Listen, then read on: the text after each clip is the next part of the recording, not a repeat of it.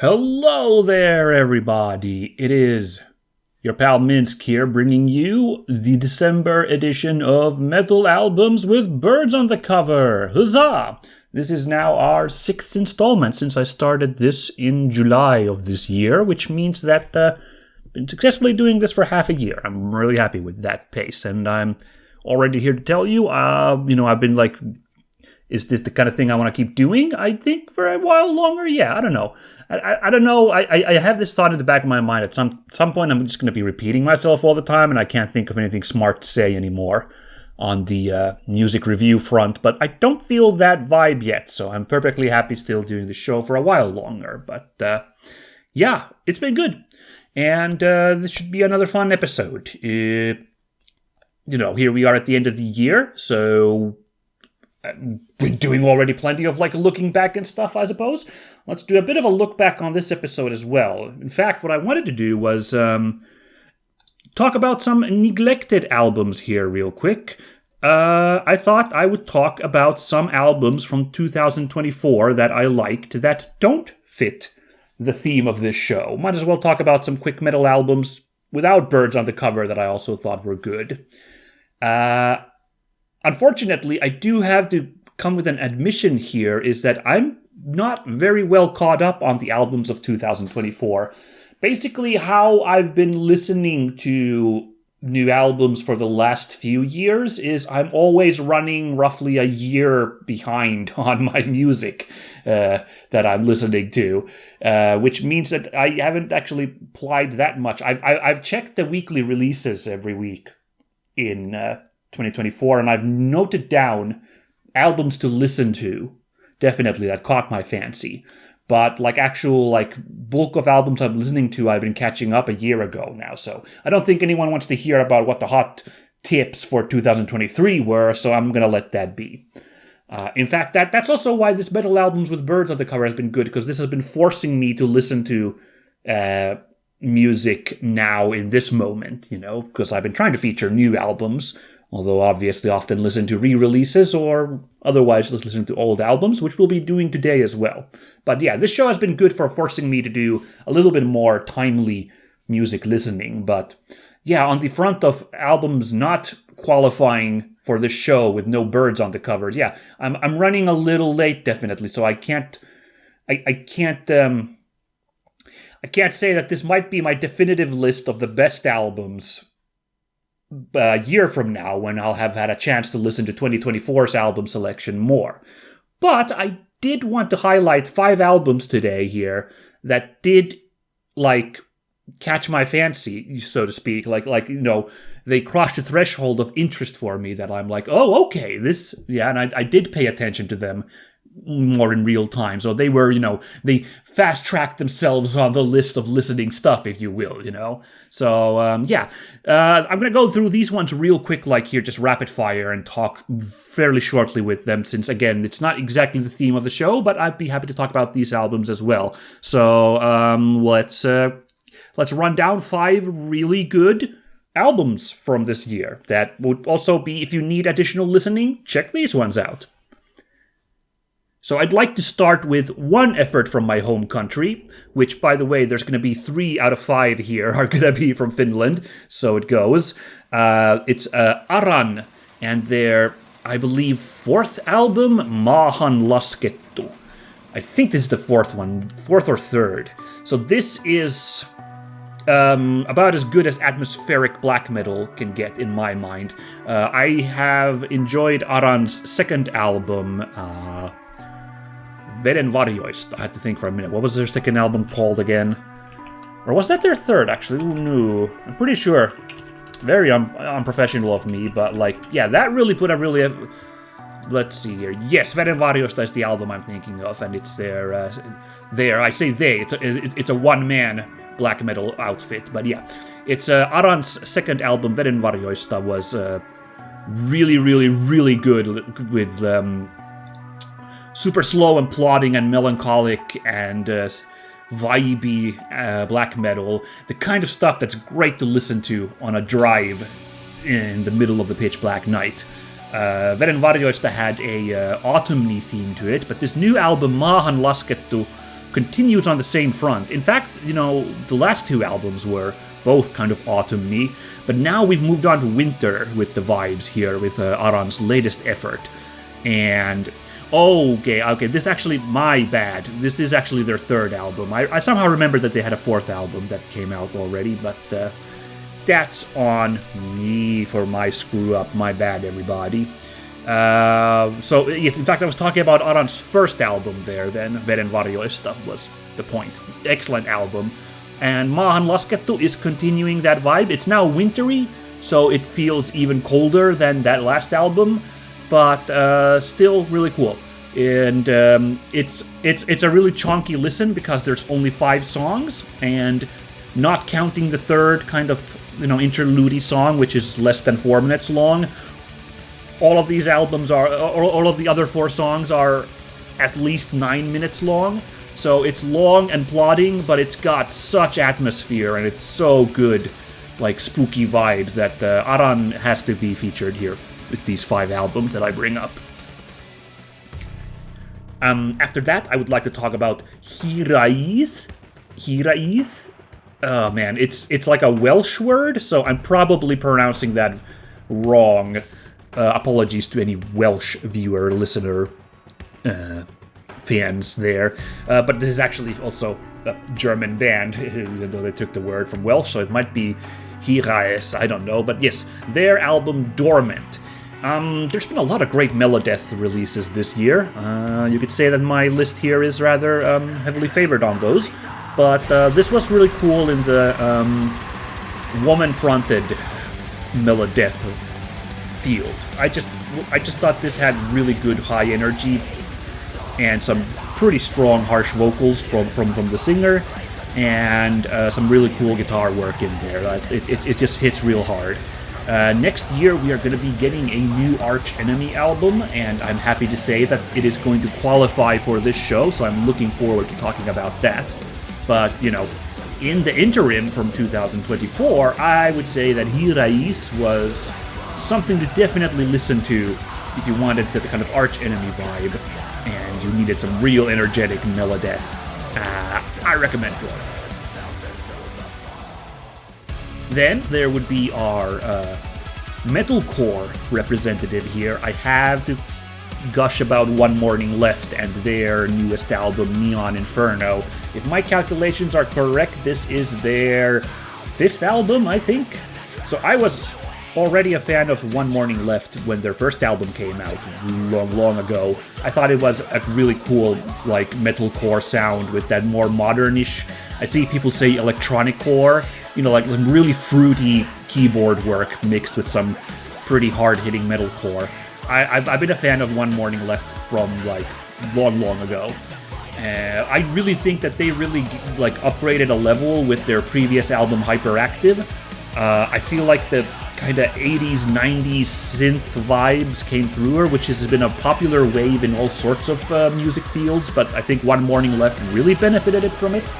And also the, like, more even mix of harsh vocals and clean vocals just gave it a more mature sound, even if it still is like some real gut-punching metalcore, but there's just something richer about One Morning Left since their previous album, and yeah, I'm happy to say that Neon Inferno continues on that front. I like these guys more than Electric Callboy, I'll just say right here, which is also a great band, but I think One Morning Left does that shtick even better. So you don't have to, of course, agree with me on that, so if you're a huge Electric Callboy fan, of course, that's fair. But you know, if you're longing for more music like that, and you have not listened to One Morning Left's recent efforts yet, Neon Inferno is an excellent album, so please check it out. Alright, then we will talk about Ryujin, who went by the name Guys, like, years ago, but now I've gone by Ryujin and have released a debut self-titled album.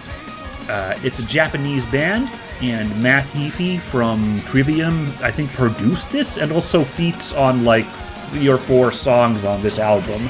There's that funny guy. So, you know, the Japan influences are going to be huge here. It's, like, got a local band, and, you know, self-admitted Japanophile Matt Heafy working here. This is basically, online, I've seen people who struggle to categorize this because sometimes it's as harsh as Melodeath and it gets compared to Children of Bodom, but often it's also like more pared down and it's a little bit more like power metal, but it's also often harsher than power metal, so I see like extreme power metal is a title I see bandied about. The best way I could describe this is Season 1 Naruto soundtrack, if you remember some of those classic tunes from there, and if you imagine that there were harsh vocals being sang over them, this is that. So it's in the field of like love for Japanese culture and music. This isn't a super original release, but it's like hitting mega hard on that genre, and I kind of like being inundated with Naruto-ish power metal. And there's a really fun cover of the original theme song of Attack on Titan, Guren no Yumiya, near the end of the album. Always a pleasure to hear a take on that. So yeah, super good album, Ryujin. Very good stuff. Finally, our rundown. It'd be remiss if I didn't bring up Wintersun and their incredibly long-awaited fourth album, Time 2, the sequel to Time 1, which has a long and sordid history. It's been a bit of a meme in Finnish metal circles that Wintersun has been a giant project, because Time 2 was supposed to come out pretty quickly after Time 1, but if you check the release dates, it's been 18 years, and in fact there was one other album in between, the Forest Seasons, all of which are great albums. This is another Melodeath juggernaut here. I feel like Wintersun is a bit of a meme among metal circles, so I fully admit that I might come off as like a complete mark or a poser or something by hyping this band up, but I love Wintersun. I think they're super cool. Time 2, for me, it met the requirements. Like, I don't know, of course, 18 years I've seen people online be like, nah, not worth the time, or just not that amazing of an album. I don't know what I would have been expecting myself, personally. I'm not that huge of a super fan that I'd be spending every day just being like, please, when is Time 2 coming out? Like, it's not like I'm in constant longing, so it's not like I was like, huge expectations that I've been setting for myself. I don't know what I would have described them as, so I don't know if like they were met or not. All I know is this is super captivating, classical Finnish melodic death. So I gotta mention Wintersun and their really good release here. So here you go. And in fact, there you go. That's 5 albums I just wanted to rattle off here at the beginning of like, if you need even more music to listen to, then here you go. But that's not the entire picture of why anyone's on this show. Actually, I would love folks in the comments to let me know, are you here more for the random bird trivia or for the metal reviews? I don't know. But, if you are a interested viewer, listener, fan, you want to hear about metal albums and the birds around them, so we're going to move on to the meat and potatoes of the show and talk about the albums in December that I listened to with birds on the cover. Now, December is... I think in general, December is always a light month in terms of music release. I think other industries can have a more productive month in December, but I feel like music releases just kind of pare down in December, because I feel like there's been less in general. And that also means that I didn't have a ton of new albums here. There's only 3 albums I'm bringing up here, in fact, that were like... stuff. Well, 3 albums, and even one of them's a re-release, so there you go. In light of that, to fill out the roster a little bit here, for the first time now, I'm doing a couple of requests. So, some friends of mine who have enjoyed this show have given me tips on metal albums with birds on the cover, so I'm going to be filling out today's episode with 2 requests of albums to cover. So they're not re-releases or anything. I don't know how easy it is to get these at the moment. I haven't checked physical or digital releases. But despite all that, I might as well use this opportunity to also, shout out my friends who gave me such fun ideas to stuff to listen to and some fun bird-themed album covers to ramble about, I will be looking at those at here as well. So, yeah, that's about it.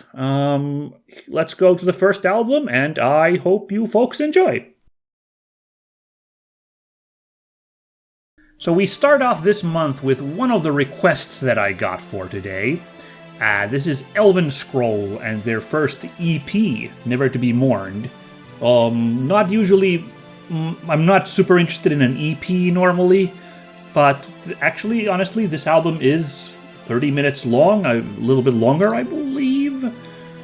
At 32 minutes long, so I mean, that's honestly some... Depending on the genre, that could be a full album, of course. Now, this is folk metal-y, so it comes off maybe a little bit short for that genre. Fair. This is, yeah, as I mentioned, this was a request to cover this, so I need to have this disclaimer here at the start that my friend who recommended this album is both related to one of the band members. I believe their cousin is in this band, as well as is a friend of the artist who made this album cover. So there is, of course, if you find a bias in my review today, there might be something going on because, if you have reason to suspect my review, then there you go. There might be some amount of nepotism here, a little bit of helping out a friend and a friend of a friend here by covering this album. So, if that colors your expectations, your impressions of my review, fair enough, but, gotta be transparent and mention that. So the birds are actually a little hard to spot on this album cover. If my friend hadn't mentioned that they specifically talked to the artist and they assured them that there are birds here, I might have missed it. It owes to the fact that this is this kind of woodcut-looking, monochrome, blank kind of, album cover with a ton of little detail in it as well. A lot of little scribbling with the wood grain on the trees and the everything. So it's a little hard to spot them, but there are two ravens in this image, or maybe crows, I suppose. They're on the left and the right of that body there. The one on the left is cawing, so if you really squint, you can spot them there around that collapsed body, and add to the energy. Also, the tree in the middle left has a big hollow in it with what appears to be a pair of glowing eyes staring out of it. Chances are good it could be a bird, an owl or something would be suitable, but I cannot speculate on that alone. So that alone would not have, qualified this album cover for the show. We don't know what creature is lurking in that tree. Could be a squirrel, too. Why the heck not? But the birds around the dead body, good stuff, and definitely qualify the album cover. And I do like this album cover quite a bit. As I mentioned, it's got that kind of woodcut look to it, which, adds to the old folksy vibes of it, so it works really well. And the amount of detail is, really cool. You can tell that there's 3 different things being scribbled here, 3 major things. I use scribble with the kinds, intonation there. I don't mean scribble in a derogatory way, but there's the wood grain on the trees, there's the little detail on the leaves on the ground, and then there is the big tangled morass of branches on the top of the image. So, there's actual there's a little bit of layering with all the chaos in this image. In addition, I really do like the unspoken vibes of this body here, right? My first impression was that this is just a guy passed out, taking a nap next to this tree. But the fact that the album is called Never to be Mourned gives you the inkling that this is a dead body, and it becomes even more apparent the more you look at it. Obviously, the crows are carrion birds. It's apparent that tree roots have started to grow over this guy's body. You can see one going over his leg. So the body has been there for a while, and if you really look closely, it's clutching a scroll in what appears to be a skeletal hand. So it's got a bit of a hidden mystery, this image in it, that is kind of fun to discover. So, really good album cover. I like it. And I did actually like the album itself quite a bit too. This is very rollicking folk metal. The first thing that came to mind listening to the first song was, something like Fin Troll and, Ensiferum come to mind of the kind of really harsh vocaled, angry, but an angry is not the right word, because this has also the kind of rollicking fun vibe of Fintroll, is why it came to my mind. For the most part, it goes with that, but it's that kind of that just comes right out the gate really fast. Some drums going nuts and some really crazy guitar picking and some wacky work on the keyboards, to bring a big folksy, really hard-hitting, fast-paced vibe that's like fun right out of the gate. So really good stuff. It actually became a little bit more melodethy the more I listened to it, although then it would sometimes switch and go back to the more definitely folk Viking vibe, but actually I got Kalamach vibes from the first song, the longer it went on, some, really classic, Nordic melodeth energy, which is only a good thing in my book, so that's why I had a good time listening to it. I did notice some of the tunes, I don't know if it's on purpose, but seemed like a little bit of, derivative vibes, like the third song, Statue of Goddess. Definitely going with the folk metal vibe. It really seems to be at times to borrow the riff from when Ailstorm covered Tayo Cruz's Hangover. That's a really catchy song, so I could definitely spot a similar one playing here. I'm not saying it was on purpose, but it really did stand out. Hang on, this sounds very familiar. And there were a little bit of similar vibes later on in the album, and I think the vocals are mixed a little badly on this album. I think they're a little bit overpowered by the instrument playing here. The vocals kind of disappear a little bit, and I don't know if that might be, maybe they were a little unconfident with the harsh vocals. What I can hear, it isn't the sharpest harsh vocals in the world, I suppose. I don't know. But, maybe I would have liked, the vocals to be mixed a little bit louder. And I think the EP kind of... I don't know, the ender of the album wasn't particularly interesting, so a really strong suit of 5 songs of, different kinds of high rollicking good fun, and then one is an instrumental, more moody song there, a quick one interlude, before the final song, which should really bring the package all together, but it was the least interesting out of all the songs, the final song, even though it's called Wild Hunt, which means it should probably be a really awesome track. But, that's still 25 minutes of really excellent, folksy, melodethy, good time vibes. So, yeah, I don't care if the nepotism vibes are strong here. I'm gonna say that this is a really good album, and I really enjoyed listening to it. So, gets a recommendation from me.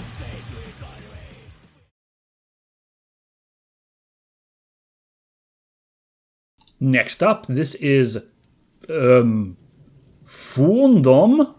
Forndom. I'm gonna go with Forndom until some Nordic-speaking person corrects me. With their album Mothir. Again, feel free to correct me. Delightful Nordic Scandic-speaking person. But okay, Forndom. This is this episode's example of the music that is metal adjacent, but not really metal. But here we are anyway. This is an example of modern neo-folk. So, something adjacent to Heilung, which I've twice now seen at Tuska Festival in Finland. Okay, I haven't seen them. I've seen them in passing once. Were they there also the second time when I was... I don't quite remember, but point is they've been in Tuska twice. For some reason, this genre has been now associated with metal music. I guess folk metal, atmospheric,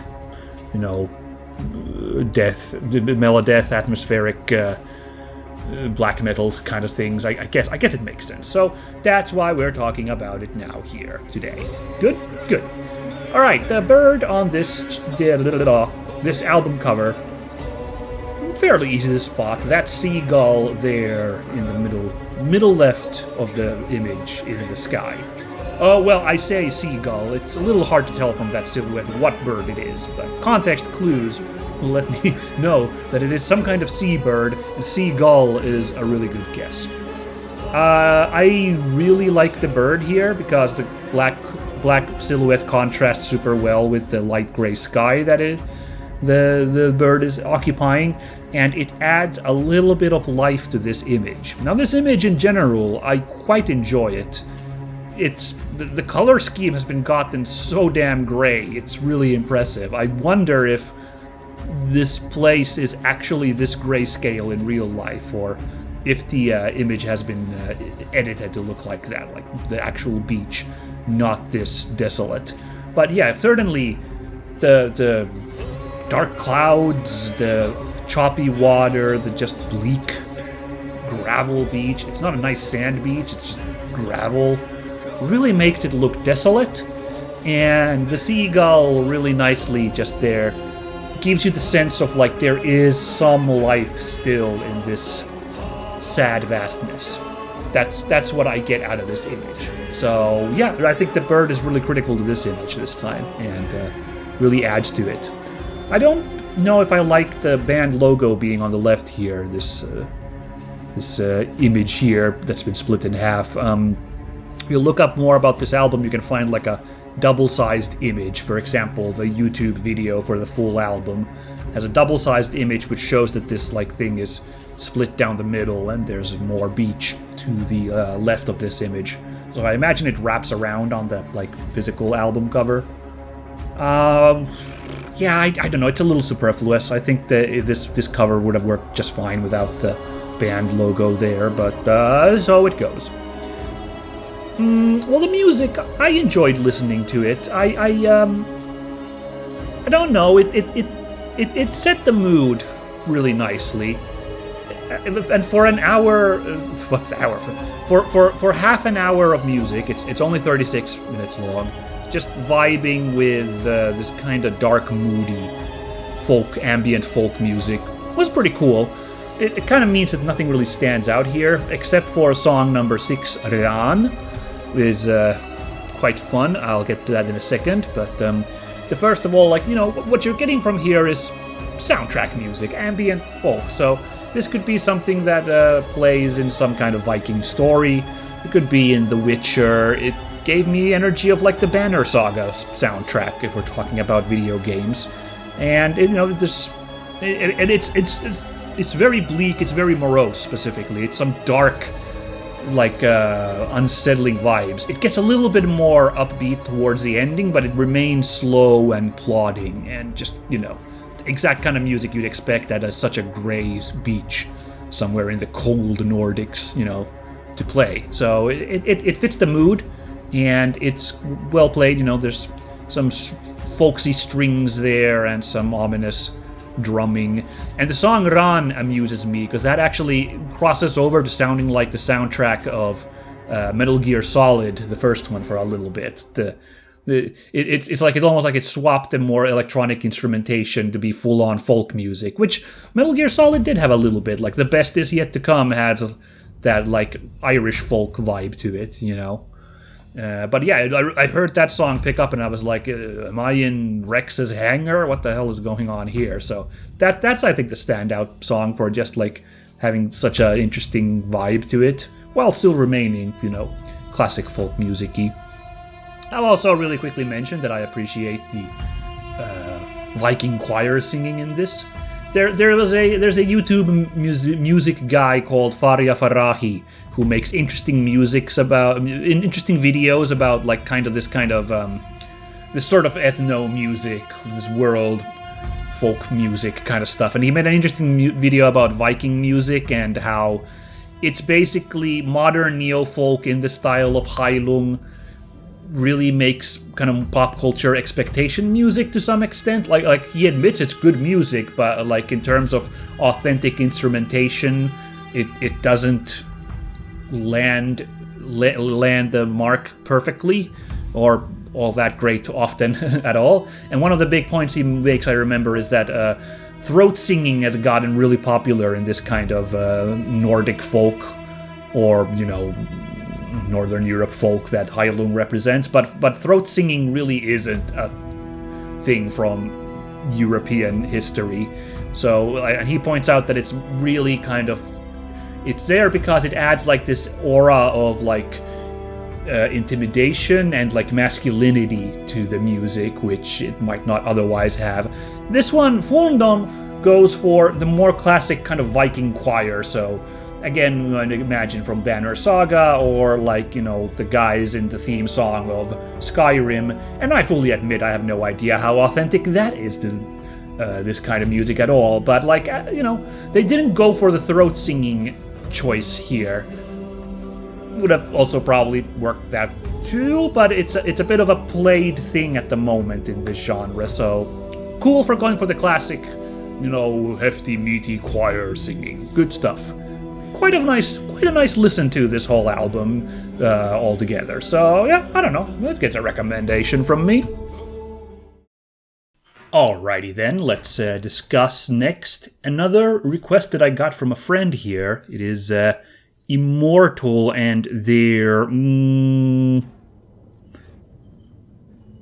album, I believe, this one, if I counted correctly. Yes, All Shall Fall. Let's go. Cool. So, in the interest of transparency, well, no, nothing beyond that. My friend requested to talk about this. It's not like, in this case, we do not have any connections, neither me nor my friend, to Immortal. That'd be really funny if it was like, yeah, my friend, his Uncle Abath used to play in Immortal. Nah, it's simply that my friend's a fan, and gave this as a tip of, hey, here's an album cover with some birds on it you should check out, and here we are. It's a fascinating album cover, and almost I'm like, do I count this because it's so weirdly stylized? But that's definitely a bird there. Well, Immortal doesn't play about real life stuff, really. It like they came up with their own fantasy universe that they sing about that's real dark and cold, but rather Nordic mythology inspired, so I could still probably guess that this is supposed to be Hugin and Munin. It's usually a safe guess if there's two birds and it's even slightly leaning on black or Viking metal, you know. So, but anyway, two ravens that kind of interestingly form this creepy face here. It's quite a striking album cover that I do think is pretty cool. Like, it really like catches your eye. It's so striking that they actually kept this motif for their next two albums after All Shall Fall. Basically, you know, adapting this scary demon face a couple more times. Probably a good idea to kind of come up with a mascot, I think, because a lot of their earlier album covers are, quite frankly, not very interesting. It's just a band posing there and glowering angrily. Yeah, so this came out in 2009. This was after the reunion. Like, Immortal was gone for a couple of years in the aughts when they kind of went to do their own things, but then they reformed and did this album, and this is kind of the band back when things were still good. Well, at least public-facing. I have no idea if problems were already showing up already at this point. But, you know, Abath was there, their drummer, Horek was there, and Dimonaz was not playing still. He had tendinitis, which made him stop playing for many, many years, but he was still writing lyrics, so the three core guys were still here, part of Immortal at this point. Then, of course, things got a little stickier after, after a few years. First, Abath left the band in not super good terms as far as I can tell, and then Horeg and Dimonaz had a big fight over the Immortal trademark, I think. And now, basically, I think Dimonaz is the only member of the band, so classic black metal thing here of things just kind of falling apart at the wheels a little bit here. I don't know how good the band is nowadays, but certainly a classic of the black metal genre. And this one, yeah, in a bit of an awkward spot since it's past the heyday, but it's still like the original band here, so to speak. All that said, I did enjoy this album quite a bit.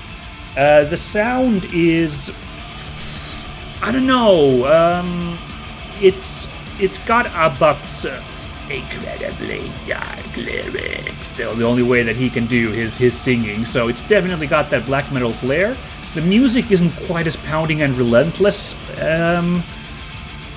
somehow, because there's some intense drumming and intense guitaring, but it almost has a bit more of a thrash metal vibe at times, sometimes leading into more down-tuned and more just like real aggro vibes, but definitely a little bit more like thrashy vibes often in the songs here, which actually means that there's some really fun guitar work here at times, which is why I enjoyed this. It's basically, you know, thrash metal with some really harsh vocals and sometimes some really, really down-tuned guitars. And yeah, something like the Arctic Swarm has like some real cool guitar work between the lyrics there, you know, between the verses that I was like, all right. And, you know, it's classic pounding, you know, haunting melodies, and because there is some amount of, you know, it's not super melodic, but there's some, because the band doesn't have a permanent keyboard member, I don't think, but there's definitely like some, like, you know, epic sounds in there. And well, I do admit that the second to last song, Mount North, the first time I heard it was like, didn't this song play on this album already? So there's a little bit of that music bleeding into each, the songs bleeding into each other, like it's having a little bit of a similar sound. But Mount North actually then also, again, like that, when that gets going, it gets going in a really nice way. It was pretty kick-ass. I don't know. The final 8-minute piece, Unearthly Kingdom, was kind of an uninteresting ender to this album. It's the requisite. You've got to have one giant song at the end of this like epic album thing, and you know, just didn't. Took a swing that I thought was a bit of a miss, but up until then, like pretty cool sound. I think if you're looking for a truly traditional black metal sound, I think this one is a little bit too like overproduced, like production values are a little bit too high, and again, the guitar work maybe is a little bit too, you know, peppy to really get you there. But I had a pretty good time listening to this. You can almost, again, speaking of, yeah, the production values on the album cover almost highlight this, again, being this really lovingly rendered painting of this scene. And then you go back to those older Roar albums, and it's a bunch of the band just posing angrily. Or, of course, At the Heart of Winter, which is their classic album. But that one is, let's say, a little bit less polished, even if the image is incredible. And you could probably say the same about the music, you know, on that classic release of theirs. But yeah, All Shall Fall. I think this is a good effort from the band. I had a good time listening to it. Not bad. Okay, with this next band, we have to start with how you're supposed to pronounce the band's name, because there's basically two takes on this. My knee-jerk is that this band is called Smirt, in which case these are actually Cyrillic letters here. You might be if you're not really familiar with Cyrillic letters, you might of course be thinking that it's CMPT, but this is a Serbian band, which the Serbian language, interestingly, as I understood, in Serbia they freely use both Cyrillic and Latin as their alphabet. So this is how the word Smirt, S-M-R-T, which is Serbian and also a lot of other kind of similar languages, word for death. That's how it would be spelled in Cyrillics, with what looks like to a Latin alphabet user as CMPT. But Metal Archives indicates for this band that actually the band's name is CMPT, and these are actually Latin letters, and it's just like a reference to the fact that the Serbian word for death is Smirt. So your initial inclination of the band's called CMPT might actually be correct, but in a weird roundabout way, I've decided to just call the band Smirt and alphabetize it under S, despite all that, since that's what they're referencing by all indications. So this is Smirt and Utrini, their second album, and it is, as mentioned, Serbian black metal. Very fascinating. Here we also need to debate if these are birds on the cover. I am inclined to believe that these two splotches on the top middle are birds. I don't know what else they're supposed to be here, so that's my best guess, that we have a pair of like birds descending on what I do know. This object in the middle is a type of well used in Central and Eastern Europe. I have seen these kinds of wells in the Hortobágy National Park in Hungary. So, and in fact, the promo text for the album references the Pannonian fields, so by the Danube. So we are in fact talking about that region. So that's definitely what's being presented in this image. I really do like this image, honestly. It's first of all, the color choices are fascinating by having basically two colors, gray and turquoise. Turquoise I don't really associate with being a grimy or dirty color, but they really do manage to sell that here. Turquoise also gives it a kind of a cold feel. This is supposed to have the feeling of like a kind of splotchy, cold, autumny field, although there is actually forest clearly. The trees there on the left, and then also kind of a tree line to the right behind the well-lifting thingy. Although, again, awesome design, how just dead and lifeless those trees look. The birds are really the only source of life in this image. It's just, it's a really abstract, simple image, but it's really striking. So I do like this picture quite a bit. And, I don't know, maybe I would have taken one bird out. Maybe two of them kind of take a little bit too much out of it, the image. I don't know. But, I can't say. It's not a huge deal breaker. They're kind of neat as providing a little bit of life into this, kind of incredibly forlorn scene that they're providing us. Yeah. Now, musically, this album was interesting because this was basically an album that got better as it goes along. An interesting choice, since I think often more mainstream albums will front load the big single hit songs at the start and then the chaff is at the end. Certainly I've said about a lot of albums on this show that oh yeah, it's pretty strong at the start, but it kind of doesn't follow through. This one definitely the opposite. It builds up steam. The first song is the title track Utrini, and that's a pretty straightforward black metal song that didn't really do very much for me. Admittedly, again, traditional black metal, not entirely in my wheelhouse, not quite my tastes, so it's hard for me to judge, but this didn't really wow me. I would say that immediately after that, by the second song, they start adding in a little bit of melodic and epic effects to it that kind of makes me go, oh, okay. And it really just keeps kind of ramping that up through the album. By the time you get to the halfway point, you first get an interesting, the requisite non-black metal kind of calm interlude song. It's Campus de Maxond is the fourth song, and is this sort of woodwind piece for a couple of minutes. After that, you get a really epic-sounding Churna Voda, the fifth song, which I was like, oh, that's super cool. And yeah, it wraps up the second to last album. Second to last song on this album. Straight up is an atmospheric black metal track with, again, a cool woodwind opening and leading up to some really slow and plodding, but just huge and kind of ominous and really cool vibes all throughout. And I should say the guitar work often is pretty groovy as well, some real melodic riffs mixed up in there. And again, the song at the start really kind of prepped me wrong for a more traditional black metal album, but it just keeps morphing into something that I like, basically, a little more to my tastes as the album goes on. The final song kind of didn't cap the album off super well. I thought this basically could have been one song shorter because the second to last album was a killer. But hey, again, a lot of albums I've said that's strong on the first few songs and then just slowly descends.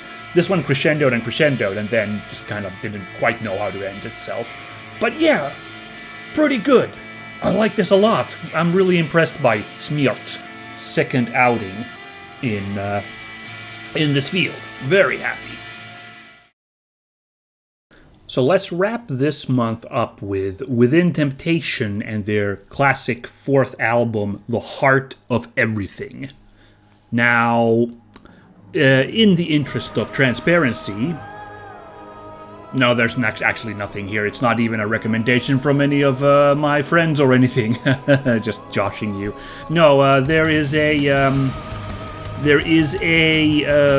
record label called Music on CD, which is an incredibly generic name, but there you go, who just seem to re-release old albums on CDs every once in a while, seemingly randomly, roughly 20-year-old albums they'll release. And I saw that they came out with this one on a re-release, and I was like, alright, sure, I'll listen to that then. So the album cover, of course, qualified itself for the show due to all these doves flying around here on this image. Well, what can I say? It's a cool image in principle, I suppose. It's well done. The painting in the background is neat. This character of this judge here, this is sort of, Justice, Lady Justice in some way. It's kind of cool. I can't tell if that is Sharon den Adel. The Sharon, I don't know. My Dutch is incredibly bad. The singer of Within Temptation. I don't know if that's her posing for this image or if they just got somebody else. But I guess the coolest idea here is that Justice is weighing peace and riches. If all these little doodads here represent.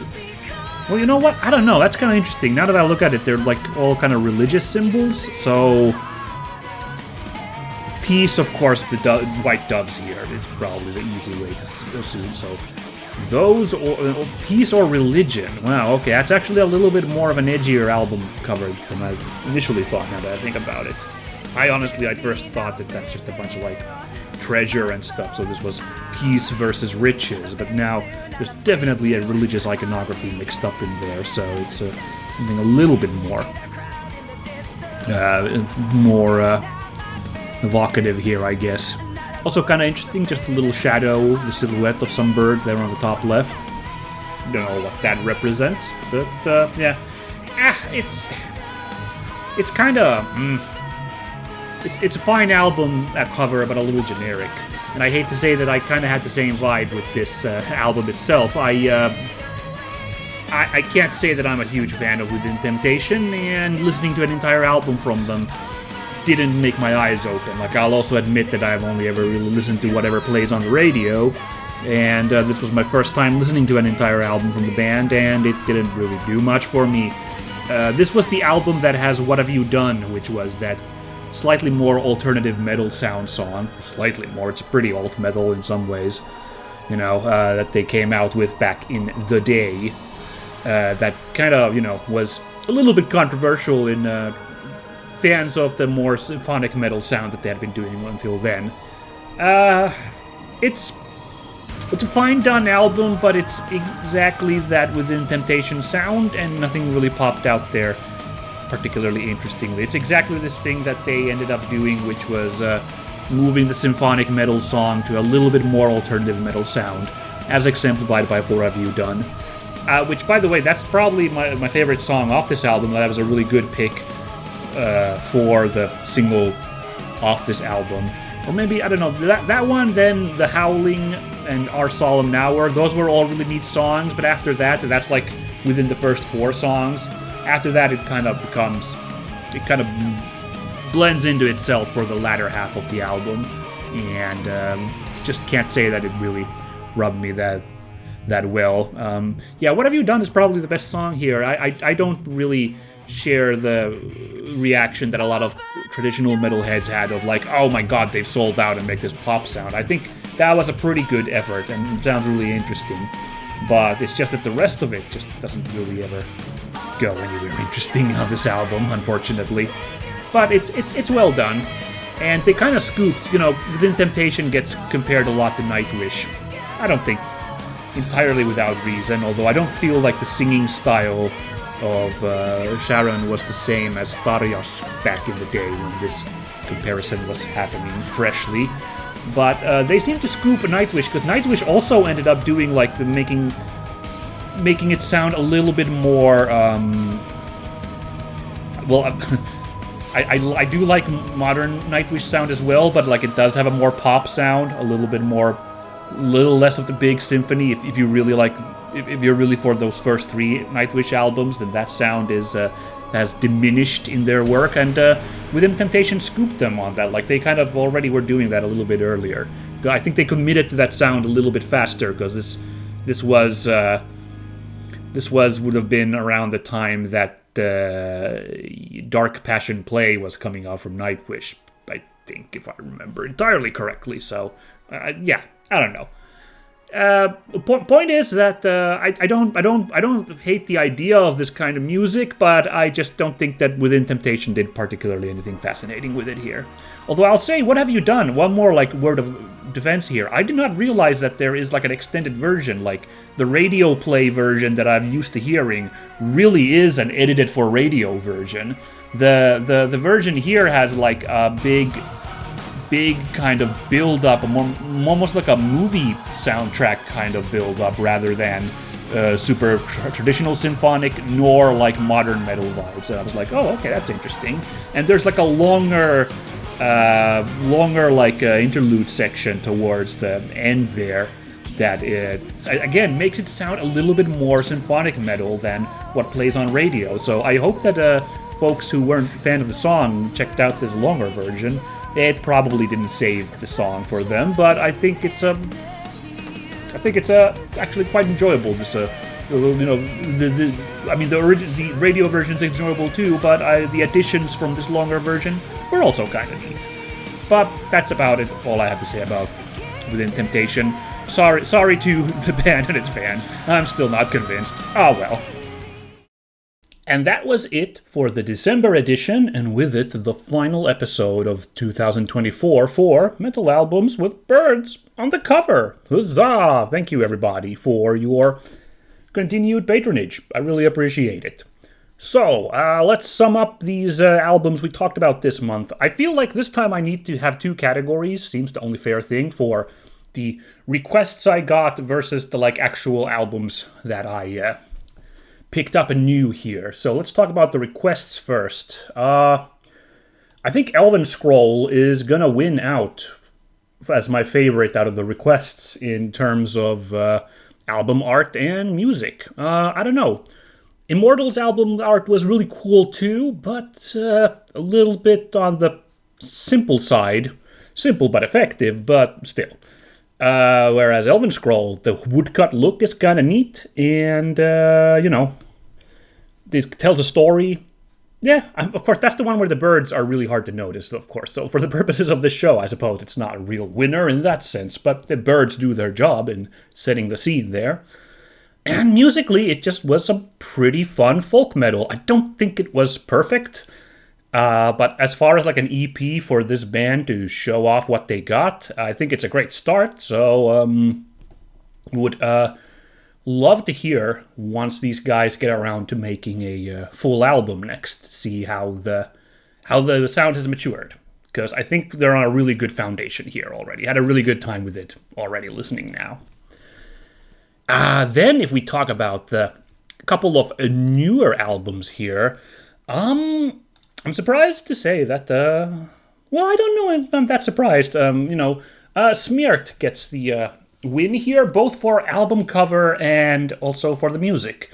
I guess the album cover is a little surprising because it's a pretty simple album cover, and it's really abstract, so it's not it doesn't have a whole lot going on, but this is a real less is more situation where it's just super evocative with its simple, the art style adds to the muddiness of the feel of this cold, abandoned field, by the side of the dead forest. It's good vibes. And musically, I don't know, I guess I was expecting this to be more traditional black metal, and that's what that first song set me up with, so I was just really pleasantly surprised that the musicianship took some really epic turns with its playing there, this choice of instrumentation and the melodies and everything. It's just a pretty good album. So, I think, Forndom was a decent runner-up. It's got a cool album cover as well, and it's kind of got the same concept too. Both of these just super bleak albums. I guess that fits for these dark winter months, I guess. But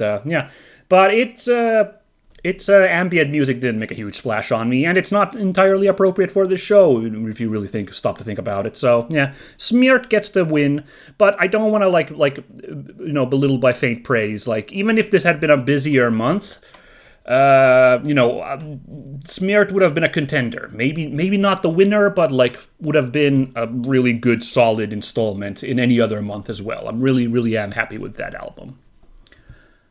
Well then, and now in terms of the entire year, I could do like a what was the best album of the year, like a real summation here, but I've only been doing this for 6 months, so it feels a little unfair. I guess if I had to, I would say that I was actually Seer Bliss from the first episode that we did. That was just some really cool, like melodic black metal, like real epic, like hero music sounding. So like that's kind of stuck to me in my brain, still as like the best one we've had.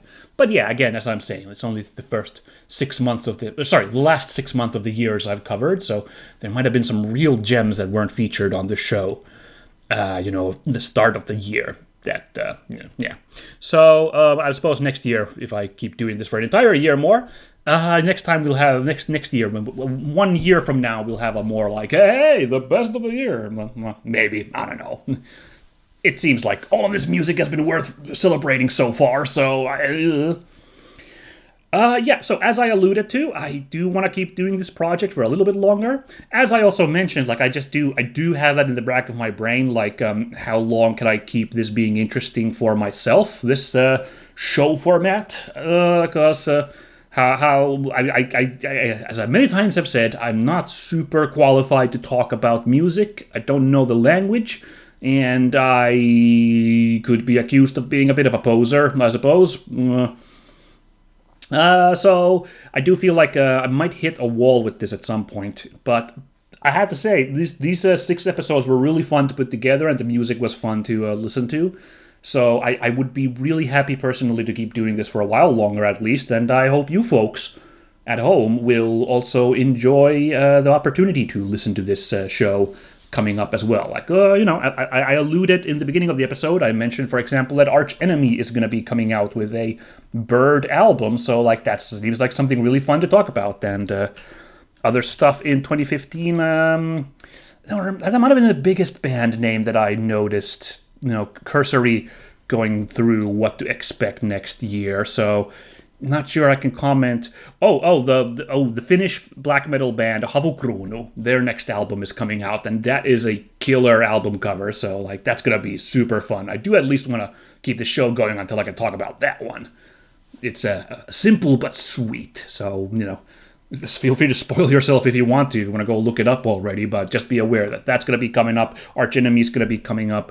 I don't know, something that we don't even know about yet that I'm sure is going to be hitting us hard and cool next year will be coming up. So, again, it has been a real treat, and I look forward to doing this next year, so please do join in if you've enjoyed it. In the meanwhile, again, of course, if you'd like to support the bands, there are links to the band camps or other alternate sites if those aren't available. So feel free to go down there and support the real heroes of the show, I suppose. I'm just a guy yammering about this music. The music is elsewhere. So yeah, keep listening to good music, especially ones with birds on them, because they're cool.